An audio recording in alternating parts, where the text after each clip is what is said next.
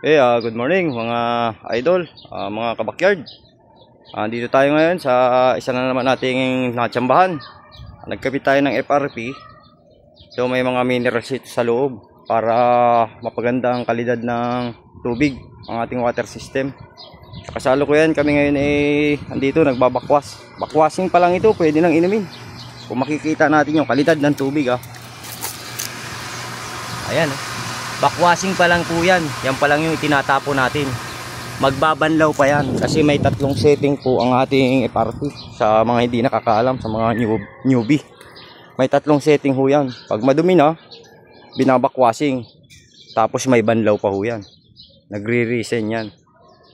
Ito nga ho palang ginamit natin dito ngayon ay yung itong ating manual head.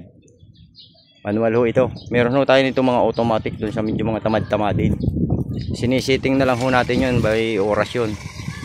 Yan, salukuyan tayo ngayon naman na nagbabanlaw.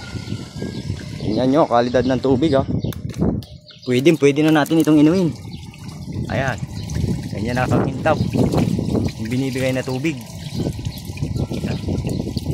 Ayan, sa mga meron dyang deep well na gusto nyong mapakinabangan ng mas maganda yung tubig, ito yung solusyon natin. Medyo gagastos na nga lang tayo kasi wala nang libreng yung mga panahon. Yun lang mga kabakyard, maraming salamat at PM lang kayo kung interesado kayo sa ganitong setup. Salamat.